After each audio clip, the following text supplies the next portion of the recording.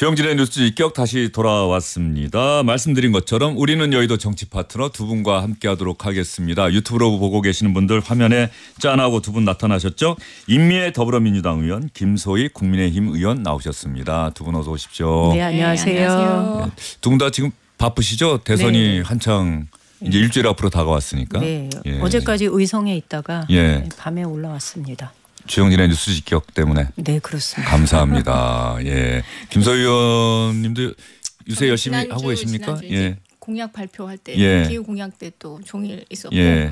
이제 직능 쪽 단체들 예. 지지 선언 이끌느라고 저희가 직능 예. 쪽 맡고 있거든요. 예. 네, 그러고 있습니다. 노동 문제 뭐 이런 부분에 또 아니요, 관심을 다 복지, 환경, 노동 예. 좀 중요한 파트라서 예. 네, 그리고 또 이제 집중 유세 어제 이제 노도강 같은 집중 유세 뭐 이런 지역들은 가서 또 서포트하고 예. 한동훈 전 대표가 참석을 해서 어제는 또 예. 의미 있는 순간이었죠. 예. 알겠습니다. 자, 주영진의 뉴스 직격은 SBS 유튜브로도 시청이 가능한데요. 유튜브로 보고 계시는 분들 제작진들이 정말 열심히 하고 있습니다. 좋아요, 구독 꾹 눌러주시기 바랍니다. 우리 제작진이 얼마나 열심히 하고 있는지 우리 청취자 여러분들께서 또 시청하고 계시는 분들께서 꼭 알아주셨으면 하는 마음에 제가 처음으로 지난 4월 7일부터 방송을 시작했는데 처음으로 좋아요와 구독을 눌러달라는 이야기 여러분께 처음으로 해드립니다. 예. 처음으로? 예. 너무한 거 아니에요? 할 때마다 해요. 예. 보통 다른 라디오에서는. 앞으로 제가 좀 더 각성해서 열심히 말씀을 해드리겠습니다. 좋아요와 구독 꼭 눌러주십시오.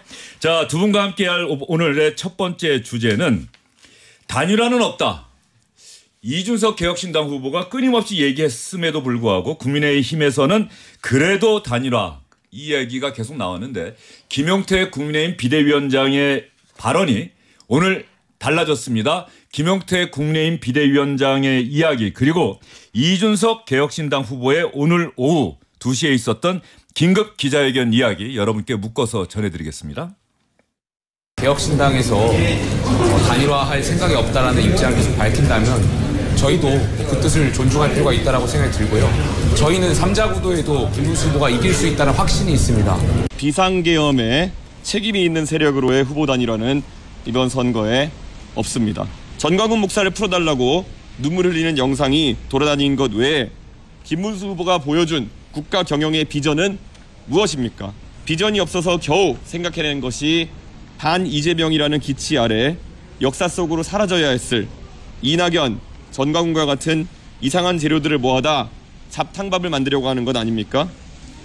둥근 사각형, 따뜻한 아이스 아메리카노처럼 존재할 수 없는 물건을 팔기 때문에 이재명 후보에 비해 비교 우위도 없는 것입니다. 이준석 후보가 그동안 이재명 민주당 후보를 강하게 비판해 왔고 김문수 국민의힘 후보에 대해서는 이 두 차례에 거친 TV 토론에서도 이렇게 강하게 공격하지 않았는데 오늘 긴급 기자회견에서는 상당히 강하게 비판했고요. 특히 국민의힘 김용태 비대위원장 이야기 김소희 의원님. 네. 저희는 3자 구도에서도 김문수 후보가 이길 수 있다는 확신이 있습니다. 개혁신당에 단일화할 생각이 없다는 입장 그 뜻을 존중할 필요가 있다는 생각이 듭니다. 물러선 네. 건가요?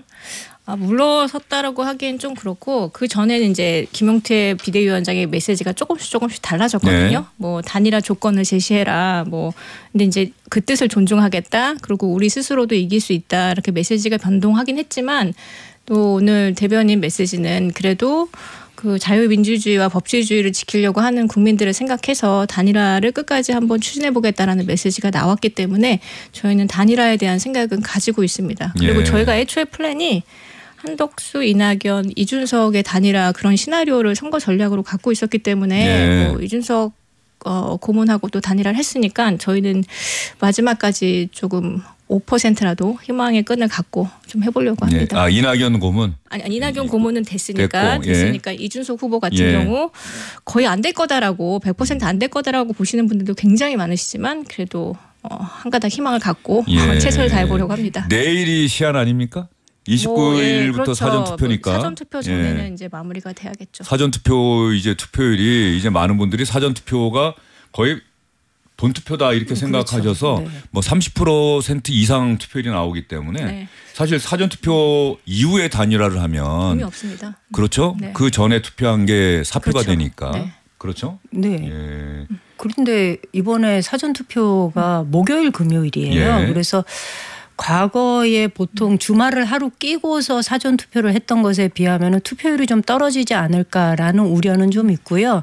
그런데 저는 이준석 후보가 얘기한 것처럼 계엄령을 선포한 세력과는 정확하게 선을 긋겠다는 거잖아요. 예. 그리고 이번 대통령 선거의 원인을 제공한 것도 국민의힘의 계엄령 선포에서 비롯이 된 거고, 그러니 국민들도 이번 선거에 그 뭐랄까 이 초점을 맞춰야 되는 거, 심판의 기준은 계엄령이어야 된다는 얘기를 저는 둘러서 하는 말이라고 생각하거든요.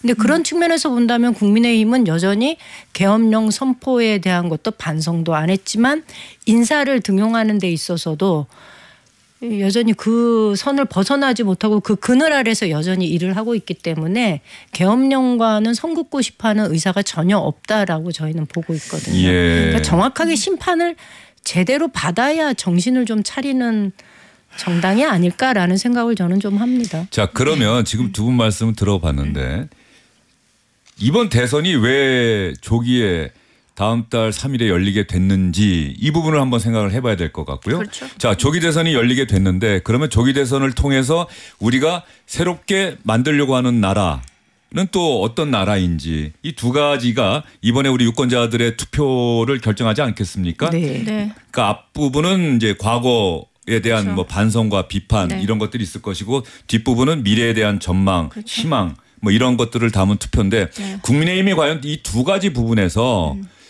그 전통적인 지지층 말고 중도층에 있는 유권자들을 흡수하려고 하는 노력을 지금 과연 하고 있는가라고 하는 문제 제기 같은데 김소희 의원님 한번 답변해 주시죠. 네. 어쨌든 말씀 주셨던 것처럼 이번 선거가 우리 당의 그리고 우리 정부의 잘못으로 된 부분에 있어서 뭐 모든 이제 비대위원장부터 시작해가지고 사과한 케이스는 굉장히 많고요. 그래서 선거 시작부터 저희는 이제 굉장히 이제 뭐 안 좋은 상태로 시작했는데 거기다 당내 경선도 이상해서 그거를 봉합하는데 좀 시간이 걸렸지만 그 이후에 이제 당내 분열을 화합하는 메시지들은 계속 내고 있다고 저는 생각을 하고 대통령 탈당부터 시작해서 얼마 전에 이제 김문수 후보가 부정선거는 없다, 사전투표 열심히 하셔라 그런 메시지를 내고 있고 또 오늘도 그 당무감사, 당무에 개입하지 않게 하겠다 해서 당원당규 개정도 네. 하고 있고 그런 여러 가지 이제 개혁되는 모습, 변화하는 모습을 좀 보여주려고 하고 있고 그런 역할을 하는 데 있어서 한동훈 전 대표가 이제 경선의 가장 큰 피해자임에도 불구하고 그런 역할들 뭐 이렇게 해야지 이길 수 있다는 선거 승리 전략들을 좀 제시하면서 그런 방향으로 이끌려고 좀 노력을 하고 있고 그게 저희는 노력의 일환이라고 이제 계속 말씀을 좀 드리고 있는 상황이고요. 그리고 아까 이제 이준석 후보가 뭐 네. 비상계엄에 책임이 있다 뭐 네. 이렇게 얘기했지만 그래서 그 비상계엄을 가장 막았던 당도 예. 네, 한동훈 대표와 그때 18명의 국민의 힘이었고요. 예. 이준석 후보는 담을 넘지 못해서 그 안에 있지 못했습니다. 어쨌든 그런 부분에 있어서 우리도 통감하고 있고 이 부분은 어떻게 잘 고쳐 나가겠다 이런 메시지를 전달하고 있는 건 사실이고 그럼에도 불구하고 절대 이재명 후보는 안 되겠다라는 메시지도 동시에 같이 있다고 생각합니다. 그래서 저는 이낙연 후보가 지지를 했더라고 생각을 하고 있고 이낙연 후보의 그 지지 안에 이제 지지를 하니까 민주당에서 굉장히 통렬하게 비판을 했잖아요. 그것도 저는 임팩트가 있다고 봅니다. 저희가 김상훈 의원이 민주당 갔을 때는 아무 관심이 없었거든요. 근데 이낙연 고문이 이제 오랫동안 전라도를 대표하는 그런 민주당 인사께서 이재명 후보가 되면 괴물 독재가 된다. 민주주의와 법치주의가 없어진다. 이런 메시지를 가지고 어쨌든 이재명을 막아야 된다는 예. 메시지를 주셨기 때문에 그거에 동의하는 국민들도 계시다는 목소리를 같이 전달하고 싶습니다. 예. 김소희 저는, 의원님이 예. 말을 길게 하시는 분이 아닌데 길게 하시는 이유가 있을 것 같아요. 예, 네, 임미 근데 의원님. 저는 이준석 후보의 발언을 보면서 아까 말씀드린 대로 계엄 세력과는 분명하게 선을 긋겠다. 그런 얘기 하거든요. 이준석 후보의 발언을 정확하게 네네. 보시면은요. 네. 계엄을 선포한 책임이 있는 세력으로의 단일화는 이번 없다. 선거에 없습니다. 즉 예. 김문수 후보로의 단일화는 없다. 그렇죠. 나로의 단일화, 이준석으로의 단일화는 있다. 그러니까 예. 저는 이 얘기를 들으면서 그래요. 그렇게 치면은 오히려 단일화를 얘기하고자 한다면 이재명과 이준석의 서로 공조는 가능할 수 있는 여지가 있다라고 저는 오히려 읽히거든요. 예. 그런데 그거를 굳이 벌써 수차례에 걸쳐서 이 계엄령 선포 세력과는 단일화 없다라고 얘기를 했는데도 불구하고 여전히 희망 섞인 목소리를 내면서 한편으로는 선대위는 또 잡탕밥 수준으로 이 구성하고 있는 국민의힘이 정말 반성의 여지가 있느냐, 중도층을 끌어들이기 위한, 설득하기 위한 전략이 있느냐, 전혀 없다는 거죠. 예. 그래서 저는 볼 때, 그리고 이제 이낙연 총리와 관련된 문제도요. 그 국민의힘이 김상욱 의원의 경우는 이게 좀 아픈 손가락이잖아요. 계엄령 선포되고 나서부터 당시 김상욱 의원이 보여줬던 모습은 어쩌면 국민의힘 입장에서는 아픈 손가락일 거다라는 생각이 좀 들고요. 이렇게 보면 좋을 것 같아요. 영남권에서 오랫동안 보수 정당을 지지했던 권오을이나 박창달 의원이 이재명의 지지 선언을 한 것과 이낙연이 호남을 기반으로 해서 정치를 해왔고 민주당이 키웠던 정치임에도 불구하고 이낙연이 김문수를 지지한 것이 같은 효과가 있을 것인가, 내지는 어떤 이 대중들한테 인식이 되어질 것인가를 보면 저는 이 권오울이나 박창달 의원의 모습은 오히려 영남권에서 가지고 있었던 이재명에 대한 거부감, 그러니까 그다음에 약간의 두려움, 이런 것들이 희석시키는데 긍정적인 영향을 끼쳤지만 오히려 이낙연의 경우는 이미 지난 총선에서도 심판을 받았고 그 지역 주민들이 갖고 있는 정서는 정말로 당신이 잘나서 그동안 민주당으로 정치를 계속했던 것이 아니라 당신을 도구로 쓰려고 했던 광주 전남 시민들의 의지가 있었기 때문에 당의 의지가 있어서 이만큼 온 건데, 마치 본인이 잘나서 그런 화려한 정치적 경력을 가졌던 것처럼 착각하고 김문수를 지지하는 곳으로 넘어갔거든요. 그래서 저는 훨씬 더 역효과가 날 거라고 보는 거예요. 이게 중도층의 확장으로 이어질 것인가 보면 저는 오히려 확장이 아니라 지금 말씀하신 거는 뭐 권오을 전 의원이나 박창달 전 의원 저도 예전에 현장에서 직접 취재하고 잘 아는 정치인들인데 그분들도 오랫동안 정치 현장을 좀 떠나 있었던 분들이고 그럼에도 불구하고 영남권이라는 특성이 있기 때문에 영남권에서 보수정당, 즉 지금 국민의힘의 전신정당에서 활동하던 분들이 이재명 후보를 지지하는 것과 직접 문재인 정부에서 국무총리까지 했던 민주당이 키워왔던 노무현 전 대통령 당선인의 첫 인수위 대변인이었던 이낙연이라는 정치인이 뭐 민주당 경선에서도 뭐 당도 이제 달리하고 그 지난 대선 때는 경선에서 아깝게 석패를 했지만 그 다음부터는 오로지 반 이재명이라는 기치를 내걸고 있었는데 이번에 김문수 후보 지지를 선언하는 것과의 어떤 영향력과 파괴력, 인미의원은 이거는 이낙연 전 총리의 김문수 지지 선언은 전혀 파괴력이 없다, 이렇게 말씀을 해 주셨는데 김소 의원은 좀 다른 의견을 갖고 계시는 거죠? 네, 저는 뭐 임팩트는 충분히 있을 거라고 생각을 하고 그 부분은 뭐 내일부터는 여론조사 발표가 좀 안 되겠지만 여론에도 영향을 좀 미칠 거라고 생각을 합니다. 그리고 지난 대선 때 경선을 하실 때 민주당 경선을 할 때 그 이낙연 대표께서 대장동 백현동 사건 얘기를 꺼내면서 실제로 큰 피해를 줄 만한 내용을 꺼내셨고 실은 그런 부분에 대해서 지금 이재명 후보가 본인의 재판을 다 연기했고 더 본인의 판결에 대해서 마음에 들지 않는다라는 뭐 그런 인식하에 대법원장 인사청문 뭐 탄핵도 하시고 뭐 그런 것도 하고 청문회도 하고 그런 것도 하고 계시잖아요. 그런 여러 가지 상황들을 봤을 때 저는 분명히 임팩트가 있을 거라고 생각을 하고 있습니다. 자, 그러면 두 분 이낙연 전 총리 이야기를 먼저 꺼내셔서 이낙연 전 총리의 오늘 기자회견 김문수 후보에게 저의 한 표를 던지겠다.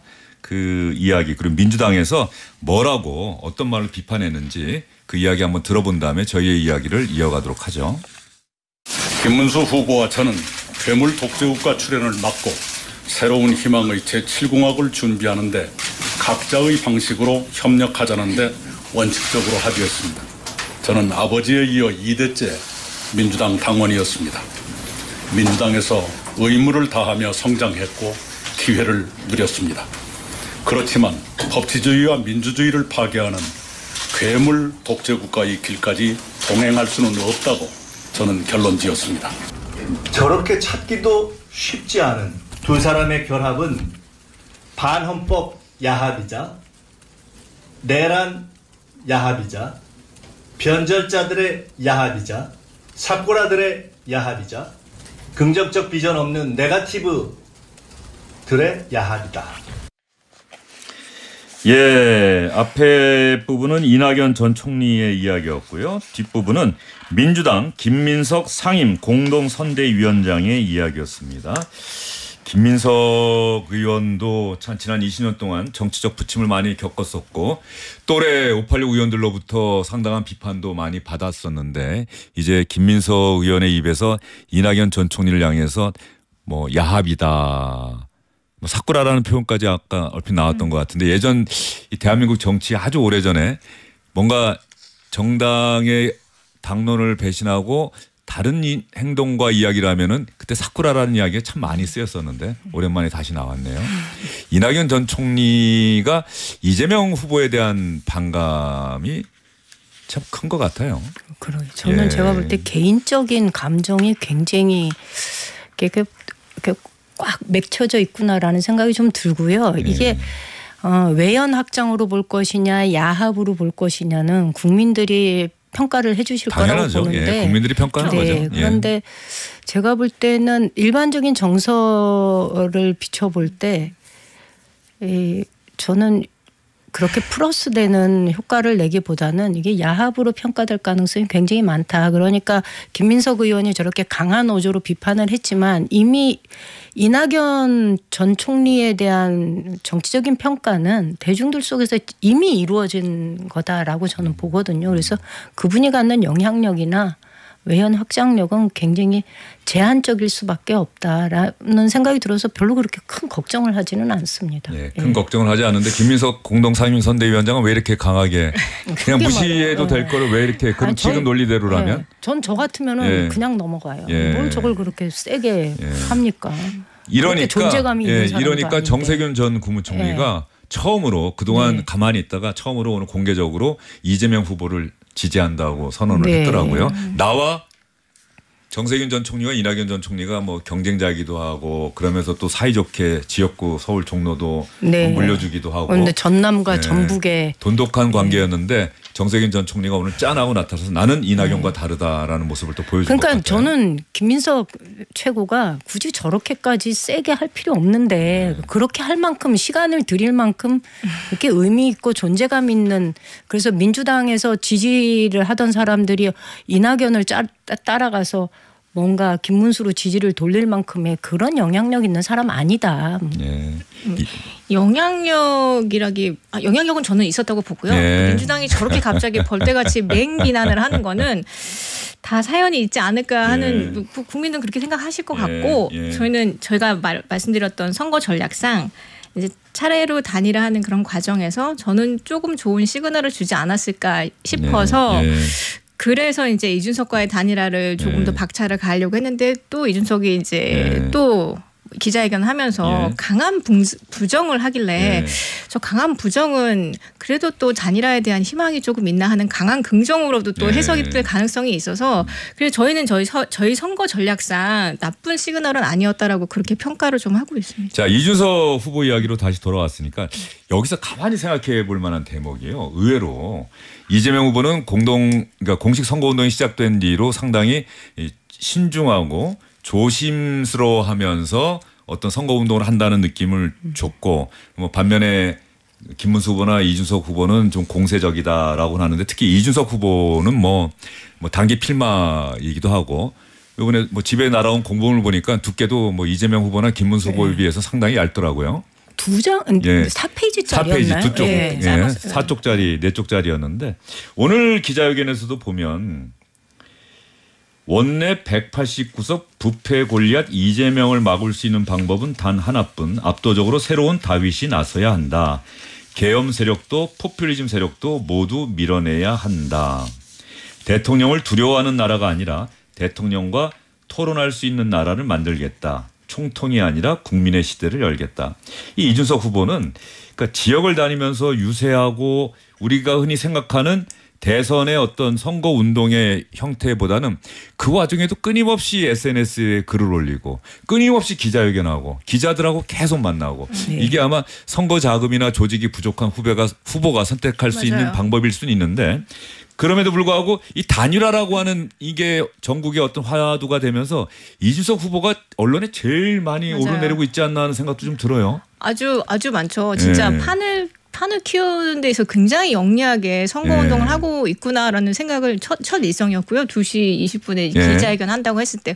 그래서 이제 한편으로는 판을 확 키운 다음에 본인의 목소리를 가지고 뭔가 역할을 하지 않을까 하는 그런 희망이 있어서 저는 한 5% 정도 그 생각을 가지고 있었던 거죠. 예. 이준석 후보의 어떤 파괴력, 확장력에 대해서는 이미 의원은 어떻게 평가하세요? 저는 본인이 애초에 의도했던 대로 아주 레이스를 잘 밟아오고 있다. 거기다가 TV 토론에서도 보여준 모습이 어쩜 많은 사람들한테는 굉장히 싸가지 없다. 내지는 뭐 토론 태도가를 지적받을 정도의 이 모습을 보이긴 했지만 본인의 지지자를 향해서는 확실하게 표를 얻으려고 하는 전략적인 모습을 보여주어서 어쩌면 이준석답다라는 생각을 합니다. 그런데 대통령 선거라는 것은 혼자서 할 수 있는 게 아니잖아요. 거기다가 대통령이 당선된다고 하는 것은 당이 공동으로 그 정권을 이끌어 나간다는 거기 때문에 그런 면에 있어서는 이준석 후보가 반짝이는 측면이 있을지는 모르나 이분이 당을 이끌어오는 과정을 보면 여전히 많은 부분에서 미숙하고 더 성장해야 할 정치인이라는 것을 그동안 보여줘 왔다라는 생각이 들어요. 그래서 반짝거리는 빛은 있다. 그런데 저 빛이 장기적으로 갈까? 이 생각은 좀 들지요. 임미애 의원님 생각은 지금은 이재명이고. 그렇죠. 아니 근데 저는 지금은 이재명이지만 앞으로 그러면은 이준석일 수 있겠느냐. 저는 오히려 이번 토론회를 보면서 저 사람이 가지고 있는 정체성이라는 것에 대해서 저는 조금 의문을 가져요.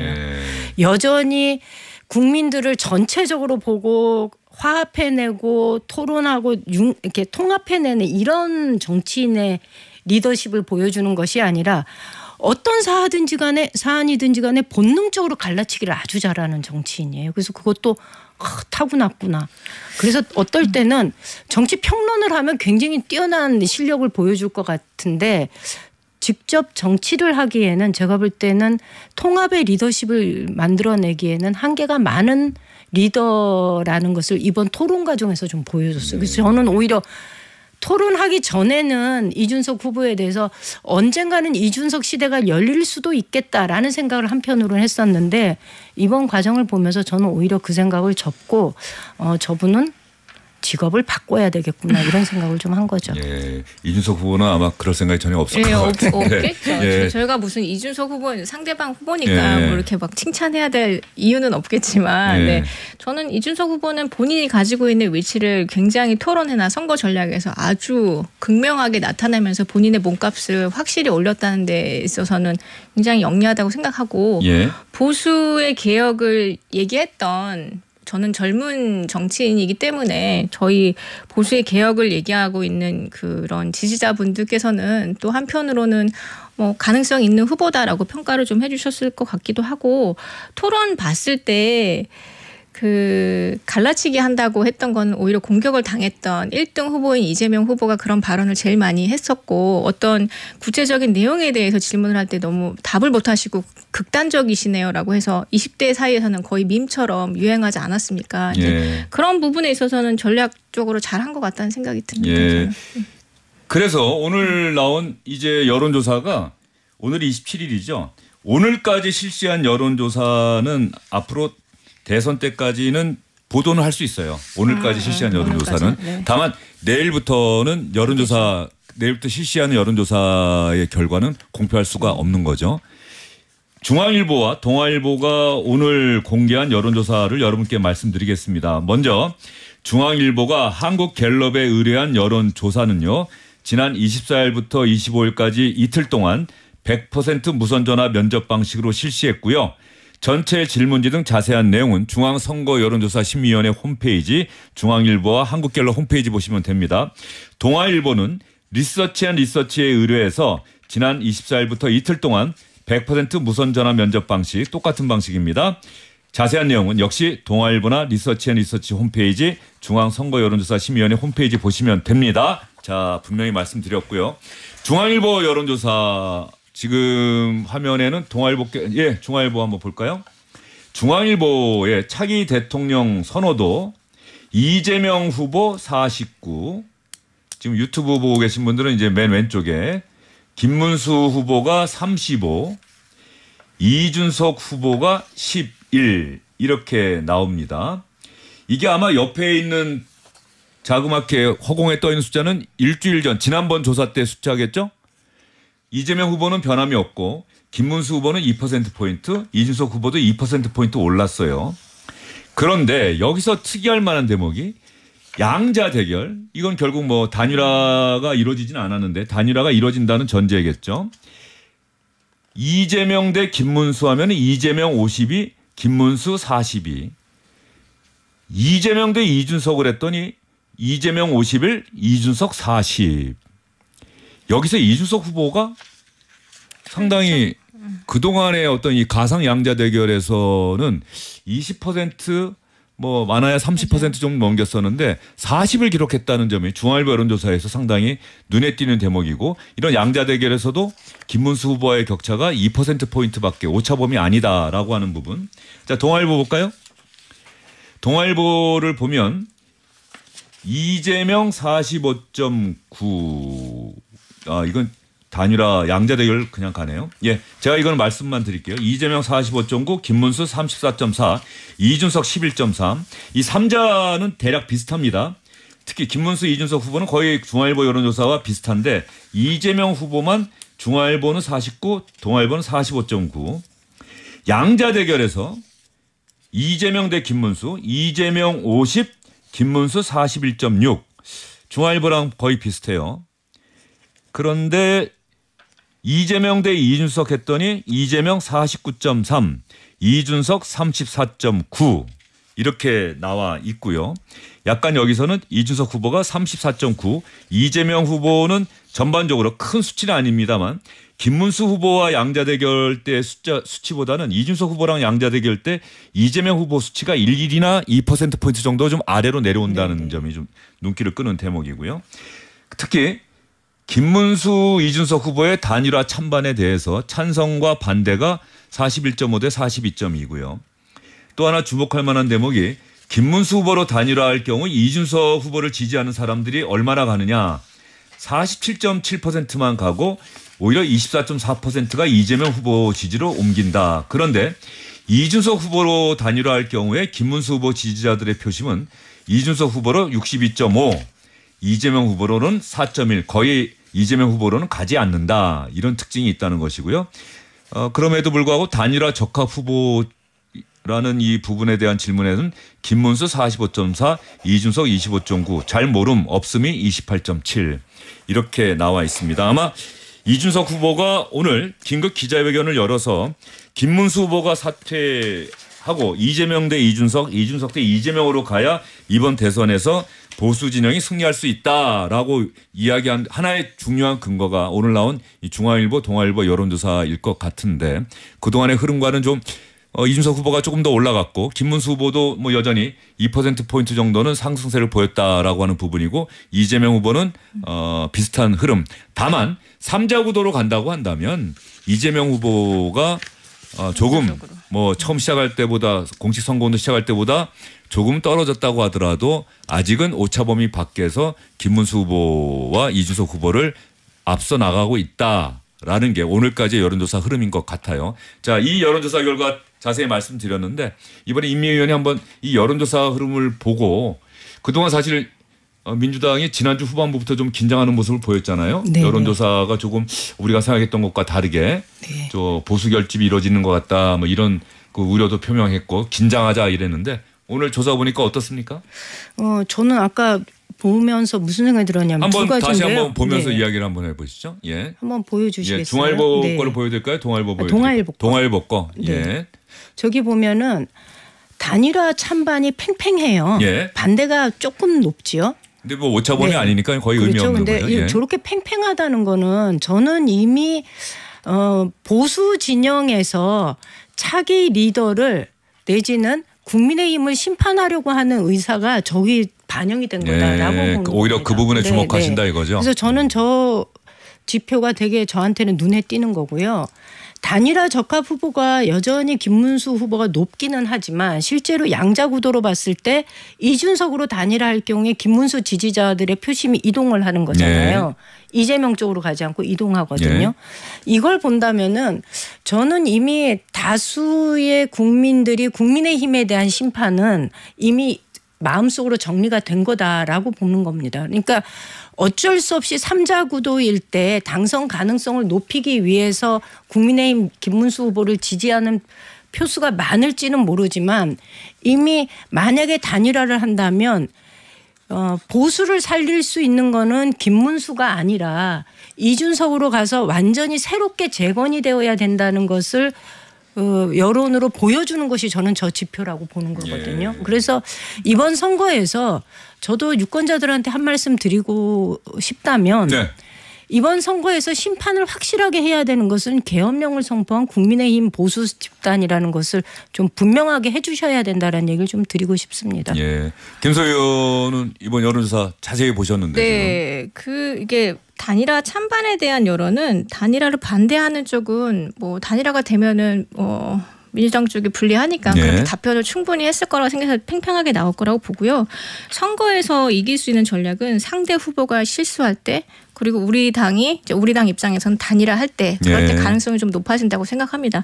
민주당이 긴장을 했던 까닭은 그동안은 리스크를 최소화하기 위해서 조심하셨는데 조금 지지율이 오르신다고 실언들을 좀 하셨잖아요. 뭐 커피 원가 120원 발언, 호텔 경제학 발언 같은 경우 하면서 그리고 또 이제 비법조인을 대법관으로 임명하겠다는 그런 여론이 안 좋아지는 부분에 또 이재명 후보가 또 그거는 자중하라 이런 네. 메시지까지 내면서 지금은 때가 아니다. 네, 지지율을 약간 여론에 영향을 미칠 만한 발언들을 좀 하시면서 지지율에 영향을 좀 미쳐주셨다고 생각을 하고 있고 여기 보시면 국민의힘 지지층은 단일화 찬성에 대한 게 압도적으로 높습니다. 네. 이게 어떤 의미냐면은 이준석이랑 단일화했다고 이준석의 표가 우리한테 올 거라고 생각하지 않습니다. 그럼에도 불구하고 이렇게 되면 투표를 안 하겠다라고 마음먹으신 분들이 투표를 하러 나가실 수 있는 가능성이 좀 높아지거든요. 네. 저희는 지금 이미 우리 정당한테 이제 실망을 하셔서 아이라 난 투표 안 할란다 이번에 이렇게 말씀하신 분들이 다시 한번 결집할 수 있는 그런 중요한 포인트가 되지 않을까 그렇게 네. 생각하고 있어서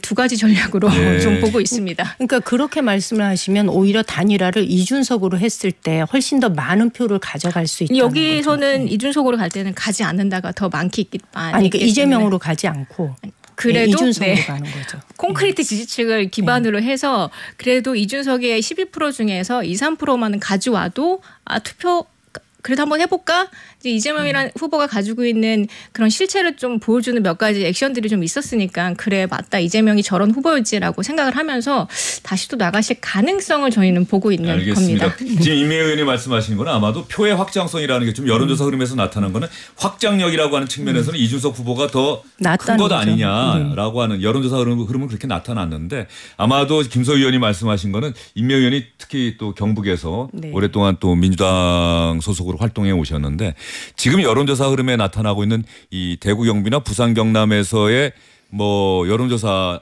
지표상 김문수 후보가 지금 절반에 못 미치고 있는 것으로 나타나는데 이재명 후보는 지난 대선 때보다 더 얻을 수 있겠다는 희망이 보이는데 민주당이 아직도 긴장하고 있는 것 중에 하나 그리고 국민의힘이 기대하고 있는 것 중에 하나는 정작 대선 당일에는 사전투표나 본투표에서는 그래도 전통적인 지지 기반인 대구, 경북, 부산, 경남에서 결집이 이루어져서 김문수 후보가 여론조사보다 훨씬 더 많은 득표율을 기록하지 않을까. 그렇게 되면 민주당도 또 그 가능성을 지금 경계하고 긴장하는 것 아닌가. 뭐 이런 질문을 그거는 드리게 되네요. 우려가 아니고요. 예. 사실은 저희 수년 동안 경험한 바에 의하면 매번 선거 네, 때마다 사실 그렇죠. 경험하셨을 예. 것 같아요. 저희가 현장에서 느끼는 분위기하고 투표함을 개표를 딱 했을 때 느끼는 절망감하고 보면은 이런 생각 들죠. 내 표 어디 갔지? 그 거리에서 만났던 수많은 지지 의사는 어디로 간 것이야? 이런 생각을 할 때가 되게 많아요. 그래서 표라는 것이 쉽게 움직이지 어렵고 움직이려면 유권자 입장에서 큰 결심이 필요한 행위라는 거를 저희가 영남권에서 선거를 치르면서 경험을 했거든요. 그래서 저는 보수의 결집은 그거는 불보듯 뻔한 일이다. 예. 그리고 실제로 저희가 그래서 목표로 삼고 있는 거는 경북에서 한 25% 정도 지난번 23%였거든요. 그래서 25에서 한 27, 8% 정도의 상승을 가져오면 참 좋겠다라는 생각을 해요. 그런데 다른 사람들은 뭐 25%, 27% 그러면 에게 이럴지 모르는데요. 저희 농촌 지역이 많은 지역인 경우에 고령화 비율이 워낙 높고 그래서 자기가 걸어서 정말로 제가 흔히 말로 이런 얘기 하거든요. 자기 발로 걸어 다니는 사람들이 모두 다 나 찍어주면 35%야 이런 얘기 하거든요. 그러니까 사회 이렇게 맞아. 실제로 이렇게 경제 활동을 하면서 예. 교류가 있는 사람들의 다수가 지지 의사를 표하고 그래서 밤에 가만히 앉아서 생각해 보면 어머 나 이거 될 것 같아라는 선거 그런 분위기일 예. 때 저희가 얻는 예. 득표가 예. 30에서 35%예요. 근데 지금 현장에서 저희가 그렇게 느끼냐 아니거든요. 예, 그리고 점점 그전에는 민주당에 대한 약간의 이 부정적인 목소리를 막 적극적으로 내지 않았어요. 최근에 예. 선거 우리가 경험한 바에 의하면 그래서 와 분위기 너무 좋으네 이랬는데 요 며칠 사이에 저희가 느끼는 거는 이제는 국민의힘 지지 의사를 좀 적극적으로 표현하면서 저희들한테 공격적으로 예. 이 거부 의사를 표시하는 게 늘어난 걸로 봐서 표의 결집은 뭐 이루어지고 있다. 그것까지 이렇게. 이미 네. 다 민주당은 대비하고 생각하고 네. 움직이고 그래서, 있다. 네, 예. 그래서 저희는 뭐 목표치로 잡고 있는 예. 게 알겠습니다. 뭐 여론조사 이야기를 뭐 김서 의원님 덧붙이실 말이 있습니까? 이준석 의원이 오늘 이준석 후보가 한 얘기 보면은 김문수 후보는 지금 최대치가 나왔고 내일부터는 꺾일 거고 그건 또 이준석 알 수가 없는 후보는 게. 나는 올라갈 거다. 최종적으로는 나하고 이재명 후보의 싸움이 될 거다라고 기자회견에서 주장을 했는데. 이게 저희 이제 어쨌든 이제 처음에 잠깐 말씀드렸지만 한동훈 전 대표가 어제 드디어 이제 같이 손들면서 네. 김문수 후보 지지 유세를 해줬잖아요. 저는 그게 지금 그 다음 여론조사에 어떤 식으로든지 좀 반영이 될 거라는 그런 생각이 좀 들고요. 그리고 5.18 행사 전에 김문수 후보가 광주를 방문했었는데 그때 5.18 묘지에서 동료 묘지를 대하면서 했었던 그 반응들을 호남에 계신 분들은 다 공유를 하고 계세요. 예. 그래서 저희가 호남에서 이번에 지지율도 조금은 더 나아질 것 같다는 그런 기대감이 좀 있고요. 그러다 보니 단일화에 대한 기대감을 가지고 계속 노력을 할 수밖에 없는 그런 상황입니다. 예. 한 표만 이겨도 이기는 겁니다. 선거는. 예, 물론 그래서, 그렇죠. 네. 예, 그래서, 알겠습니다. 네. 마지막까지 최선을 다하는. 예. 자, 그러면 지금 한동훈 전 대표 이야기 하셨으니까 한동훈 전 대표가 지원 유세를 하다가 그동안 쭉 혼자 했는데 어제 짠하고 이른바 노도강 요즘 뭐 다들 줄여서 쓰니까 저도 가끔 가다가 찾아봐야 돼요. 노도강 어디지? 노원, 도봉, 예, 강북입니다. 노원, 도봉, 강북. 서울의 이른바 국민의힘으로서는 험지라고 네, 하는 네. 거기 유세에 짠하고 나타났어요. 그래서 한동훈 전 대표가 어제 어떤 얘기했는지 그런데 한동훈 전 대표가 김문수 후보가 이겨야 된다라고 할 때는 환호가 있었는데 이 친윤 구태 정치 척결해야 한다고 할 때는 현장에 있던 김문수 후보 지지자들 중에 상당수가 또 야유를 보냈다고 해요. 그래서 저희가 한동훈 전 대표 이야기를 여러분께 들려드리겠습니다. 뭐 야유는 안 들릴 수도 있는데 일단 한동훈 전 대표가 어떤 이야기했는지 한번 들어보시죠. 중도층이 결국 승패를 좌우할 겁니다. 그분들이 바로 여기 이 김문수 후보를 찍게 만들어야 합니다. 저는 그러기 위해서 우리가 계엄 옹호론, 부정선거 음모론과 확실하게 선긋고 친윤 구태 정치와 확실하게 개혁할 것이라는 얘기해서 승리의 길로 가야 한다고 생각합니다. 여러분 제 말 믿으십시오. 그러면 이깁니다.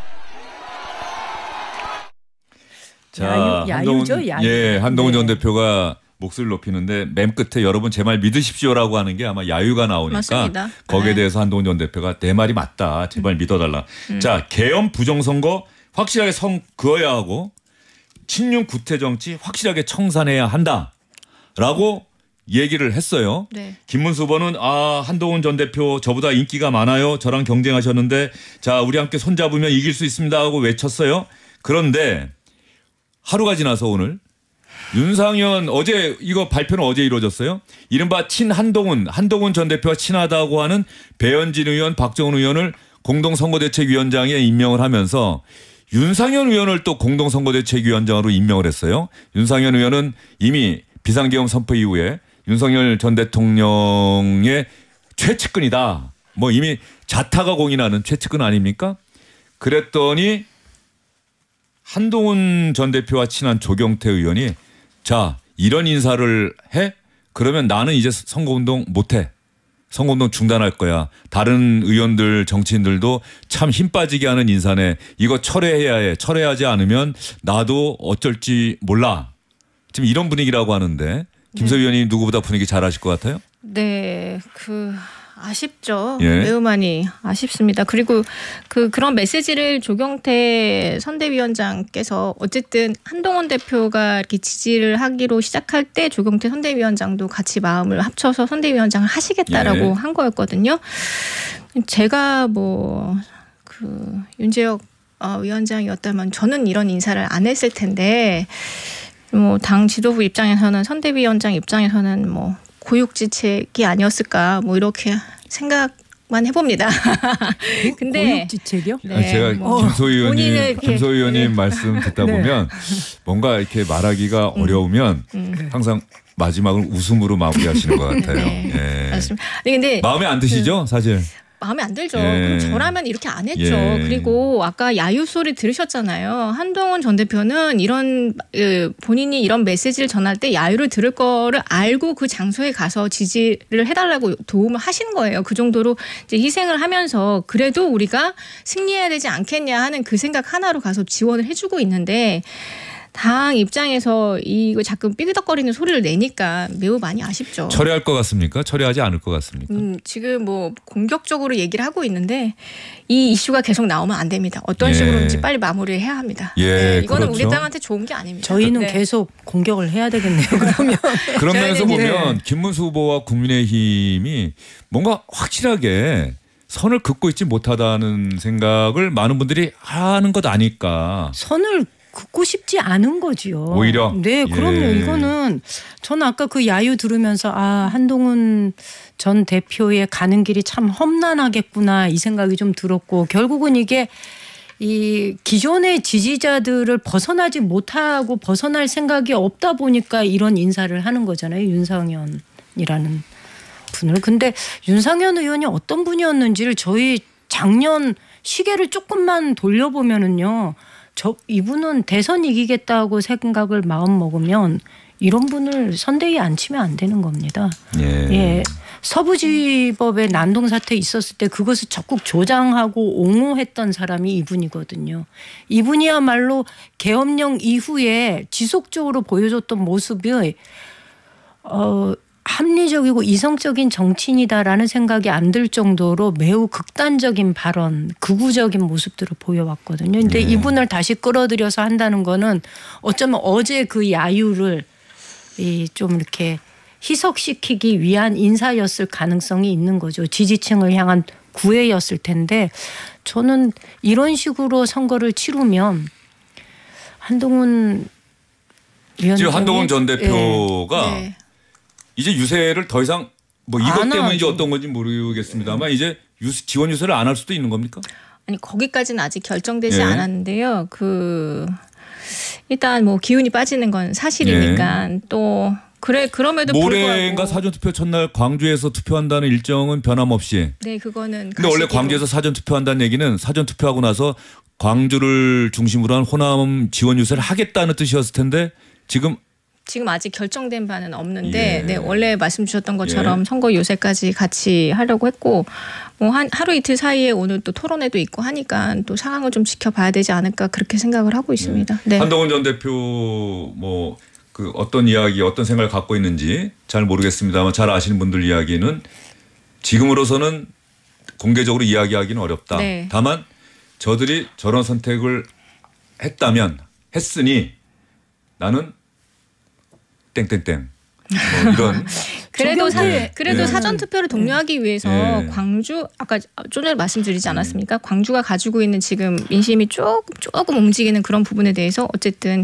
광주 지역을 방문해서 하는 거는 저는 또 의미가 있다라고 생각을 하거든요. 전략적으로는. 그래서 조금만 기다려 보시죠. 한동훈 전 대표의 지원 유세가 만에 하나 중단된다면 김문수 후보로서는 그것도 상당한 타격이 크죠. 네. 어쨌든 중도층을 네. 견인하고 있는 그런 역할을 하고 있을 텐데. 네. 투표 안 하시겠다고 하는 중도 보수층을 끌어오는 데는 진짜 헌신을 다해서 노력을 하고 계신 거거든요. 자, 국민의힘 내부 상황이 뭔가 하여튼 이 김문수 후보가 사전 투표 한다 그랬다가 다시 지금 할지 안 할지 아직까지 얘기를 확실하게 한 것 같지는 않아요. 아닙니다. 저희 이제 당에서 내보내는 모든 홍보물들은 그렇게 돼 있습니까? 다 돼 있고요. 그런데 제가 사전 투표를 독려하고 있습니다. 그건 그런데 네. 김문수 후보가 사전 투표를 하겠다는 듯한 의사 표시를 했다가 다시 그 사전 투표 할지 안 할지는 아직까지 미정이다라고 하는 부분. 저는 그렇게 기사를 그게 봤어요. 대변인 통해서 나왔나요? 제가 그 김문수 후보의 이야기, 기자들과 만나서 한 이야기, 그걸 제가 봤거든요. 저는 안 할 가능성도 매우 높다 이렇게 보거든요. 여전히 김문수 후보의 말이나 행동을 보면 지지층의 그 둘레에서 벗어나지를 못해요. 중도층의 마음을 얻기 위한 어떤 정책도 지금 펴지 못하고 있거든요. 그렇다면은 저는 지지층을 중심으로 해서 여전히 부정선거론 그리고 사전투표가 갖는 위험성에 대해서 계속 경고를 하는 사람들이 이 지지층이잖아요. 그래서 지지층의 그 요구를 벗어나지 못할 가능성이 많다라는 생각이 그래도 듭니다. 지금 뭐 정치개혁 공약이라든지 뭔가 내시는 걸 보면은 그래도 중도 민심을 끌어들이려고 노력은 많이 하고 계시고 오늘 내셨던 이제 영부인에 대한 메시지도 저는 그런 의미라고 생각을 합니다. 앞으로는 전혀 인사에 개입하지 않게 하겠다부터 시작해서 유경수 여사와 같은 영부인의 상을 기대하고 있는 국민들께 지금까지 굉장히 많은 실망을 끼쳤다. 앞으로는 절대 그렇게 하지 않겠다 하는 것도 저는 뭐 지지층들만 생각했다면 그런 메시지를 내시지 않았을 거라고 생각하거든요. 여전히 정치개혁을 얘기하면서 계엄과 선을 긋지 못한다는 게 저는 그래서 이해가 안 가요. 그러니까는 김문수 후보의 정치개혁이라는 거는 선을 긋은 지 오래됐고 그렇기 때문에 임기 단축 개헌이라는 메시지를 낼 수 있었던 것도 거기에 있습니다. 저희는 이미 계엄을 계엄령을 선포했던 집단도 개헌은 얘기했어요. 임기 단축 개헌은 얘기를 했었거든요. 그러니까 이재명 정치개혁 얘기를 하려면 얘기를 안 하시고 계시잖아요. 아니 그거는 지금이 시기가 아니라는 제일 거지. 중요한 메시지라고 봅니다. 왜냐하면 아니 그게 아니고 지금이 시기가 아니라는 거지. 그러한 논의 자체를 안 한다거나 그런 주장에 대해서 반대한다거나 이런 얘기는 아니거든요. 예, 알겠습니다. 두 분이 또 충분히 그동안의 모습과 다르게 지금 마지막에 갑자기 두 분 사이 치열한 또 토론이 벌어졌는데 김문수 후보 국민의힘 선대위 관계자가 조금 전에 한 신문 기사 보니까 김 후보도 29일에 사전 투표를 할 계획이다.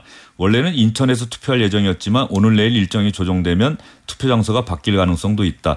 이렇게 관계자 발로 기사가 나왔기 때문에 김문수 후보가 본인의 입으로 어떻게 또 이야기할지는 좀 봐야 될 것 같다는 말씀 드리고요. 자, 이렇게 여기까지 국민의힘 내부 상황까지 말씀드렸어요. 윤상현 의원을 공동선거대책위원장으로 임명을 하자 친한동훈계에서는 이거 힘 빠진다. 야, 선거운동 난 못하겠다는 목소리까지 나왔는데 이것과 관련해서 이재명 후보가 김문수 후보에 대해서 어제 유세입니다. 그리고 김문수 후보가 어제 이재명 후보를 향해서 어떤 이야기했는지까지 들려드리고 두 분의 마지막 발언 듣고 오늘 순서는 마감하는 걸로 하겠습니다. 한번 들어볼까요? 국민의힘이 선출한 김문수 후보는 극우주의자일 뿐만 아니라 윤석열 내란 수계와의 단절을 거부하는 사람입니다. 제가 물어봤습니다. 당신은 윤석열 내란 수계와 단절할 것인가? 당신은 극우 전광훈 목사와 눈물 흘리는 그런 특별한 관계던데 그런 관계를 단절할 생각이 있냐? 여러분이 지켜보는 가운데 공식적으로 물었지만 그는 내가 언제 울었냐? 라고만 할 뿐 단절하겠다는 말을 끝까지 하지 않았습니다. 방탄조끼를 입고도 겁이 나가지고 방탄 유리를 덮어쓰고 연설을 해요. 방탄 유리를 덮어쓰고도 양심의 가책이 되니까 겁이 나가지고 이제는 자기를 재판한 대법원장을 탄핵하겠다고 합니다. 자기를 재판한 대법원장을 특검하겠다고 합니다. 자기를 재판한 대법원장을 청문회하겠다고 합니다. 여러분 이거 말이 됩니까? 전 세계 사법 역사상 이런 게 없습니다. 뿐만 아닙니다. 자, 두 후보 발언이 길어서 여기서 또 마무리를 해야 되겠네요. 일단 두 분 오늘 수고 많으셨습니다. 네, 강정희님, 김태환님 두 분 말씀하시는 거 정말 좋았다고 글 남겨주셨어요. 감사합니다. 자, 오늘 저녁 8시 마지막 TV토론이 진행됩니다. 오늘 TV토론 보시고 누구에게 투표할지 여러분 결정해 보시죠. 주영진의 뉴스 직격 오늘은 여기까지입니다. 감사합니다.